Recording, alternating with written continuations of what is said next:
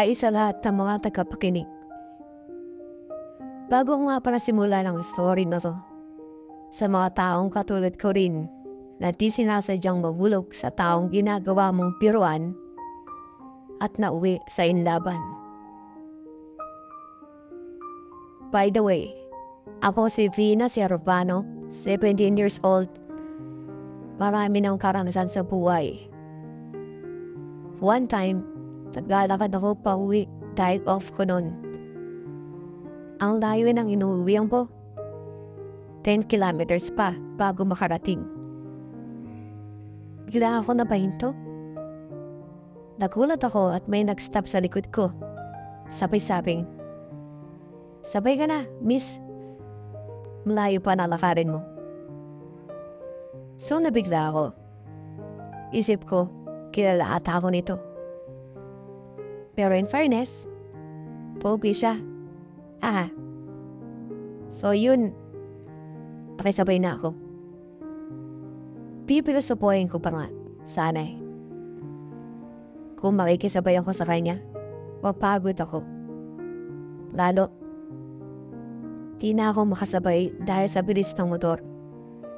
Pero hindi ko na sinabi bakit di ako pasakay ni. Naku, lumakad.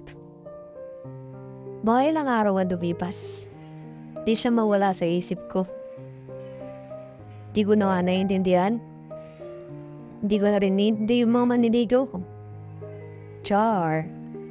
Di naman kasi sa pagmamayabang marami akong maniligaw syempre. Ini-entertain ko sila.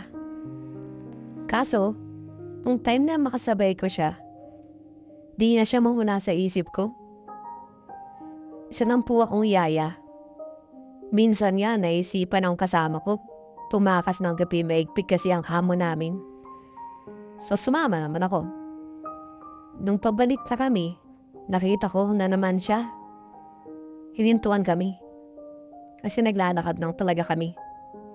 Matilim pa. So anong time na yon, hindi niya number ko. So medyo paripot naman ako. Di ko binigay. So sabi niya, search ko na lang daw name niya sa FB. At add ko siya. Nung makarating na kami, agad ko siyang inad. Inaccept naman niya ako. Di ko akalain na gusto siya sa akin. Ako naman, natawa lang kasi wala pa naman akong feelings sa kanya. Isip-isip ko, biro lang to. Kumbaga, may L lang kasi pogi siya. Nakasabay lang din ako. Pareho kami naglolokohan. Halos magdamag ang video call namin. Talo po namin na magjowa. Talaga? So sabi niya, kami na lang daw.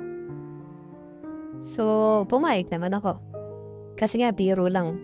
Habang tumatakas na ako gabi-gabi, ay kita na kami, sinusundo niya ako. Dahil niya laro lang eh. Yan lang yung pinaiiral namin. One time, na may nangyari sa amin, parang wala lang din, nakalipas ang ilang araw. Ganun pa rin. May nangyari na naman. Pero bigla na naman nakaramdam ng inis. Nung sabihin niya na kaibigan na kami, maga habang hinatid niya ako, may nagtanong sa kanya kung kami raw. At sabi niya, magkaibigan na kami. So sobrang inis ko. Di ko na siya pinansin. Hanggang mag-chat siya ng gabi. Sabi niya, bakit pa daw hindi ko pinapansin? Sa Vera Play ko na, tigilan natin to. Di ko na kayang ganito. Tapos sabi niya naman, alam mo pinagsasabi mo, di kita maintindihan. Sabi ko naman, gusto na kita. Napaisip siya bigla. By the way, Carl nga pala ang name niya. Sabi ko sa kanya, ayoko ng palagong relasyon at fake. Kaya kung wala ka naman talaga nararamdaman sa akin, tigil na natin to. Dahil lalo akong nai-love sa'yo. So tumawa siya. Sabi ko, nakakatawa ba? Reply niya, kala mo ikaw lang ang oo. Dati wala akong feeling sa'yo. Pero nung nakilala kita, nang unti-unting nahulog ang puso ko sa'yo. Kaya kung pwede, tutuhanin na natin to. Sabi ko naman, paano mo nasabing baka biro na naman yan? Diyan ka naman magaling. Nakalipas sa 10 minuto, siya ay nag-reply. Nabalitaan ko na lang kila mama at sabi niya, kami na daw. At di ko alam, close niya pala si papa at mama. Doon ko lang nalaman, so natawa ko. Simula na naging open na kami at hindi na fake ang relationship namin. Bumalik yung dating init. Siyempre hindi mawawala yung kail namin sa isa't isa.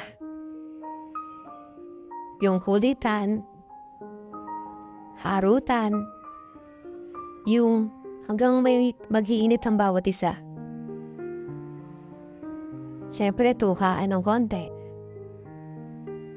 Yung lalaman yung napakasiloso niya. Pero maganda nga yun eh. Para mas lalo ko siyang mahalin.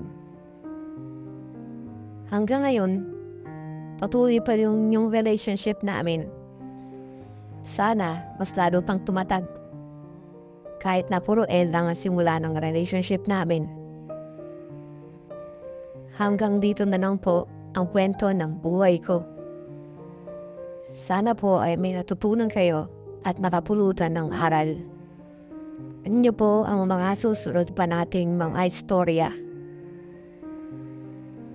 Sa mga hindi pa po nag-subscribe, just hit the notification bell para updated po kayo sa mga videos na ating ipopost. Muli, nagpapasalamat ako sa inyo.